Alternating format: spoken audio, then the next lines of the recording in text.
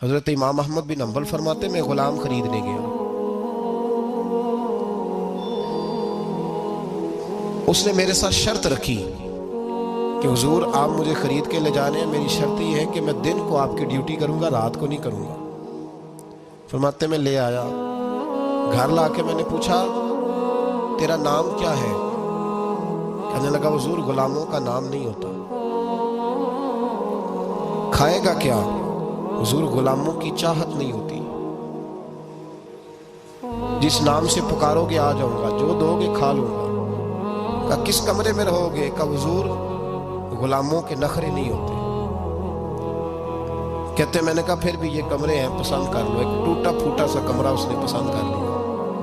امام احمد بن حنبل فرماتے میں اسے کام بتاتا پر اتنی محنت سے کرتا کہ کمال کر دیتا، میرے اشارے سمجھتا۔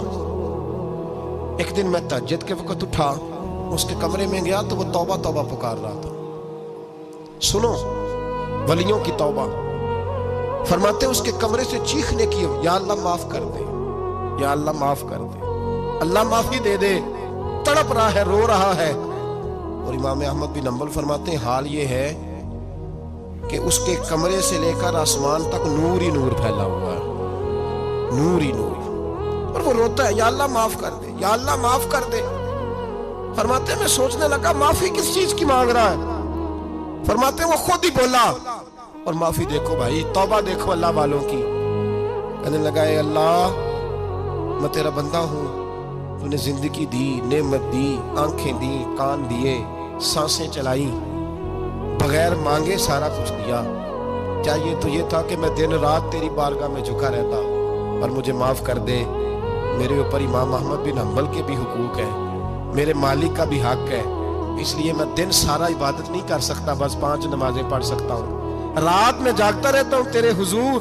اللہ وہ جو سارا دن میں عبادت نہیں نہ کر پاتا مجھے معاف کر دے، خدایا میری غلطی معاف کر دے، اللہ مجھے بخش دے۔ اور راتی ساری کر کر زاری، نیند اکھاں تھی دھوندے، فجرے ہوئی گناہگار کا آمن، سب تو نہیں، یا اللہ چاہیے تھا میں 24 گھنٹے سجدے کرتا، بخش دے، یہ میری خطا معاف کر دے۔ ساون کی کالی راتوں میں جب بوندا باندی ہوتی ہے، وہ راتوں کو اٹھ اٹھ روتے، جب خلقت ساری سوتی ہے، اور درویش کہنے لگے رات پوے تے بے دردانو، نیند پیاری آوے، درد مندانو یاد سجن دی، ستے امیان جگاوے۔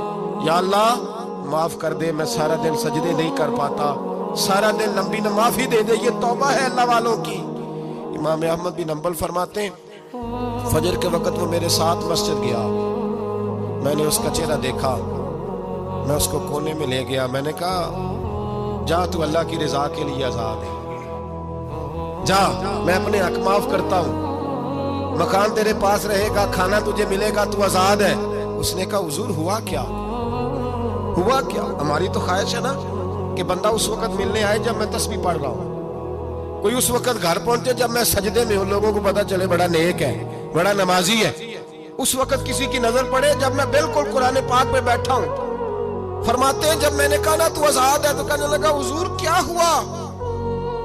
فرمانے لگے رات میں نے تیری توبہ دیکھ لی ہے، توبہ دیکھ لی۔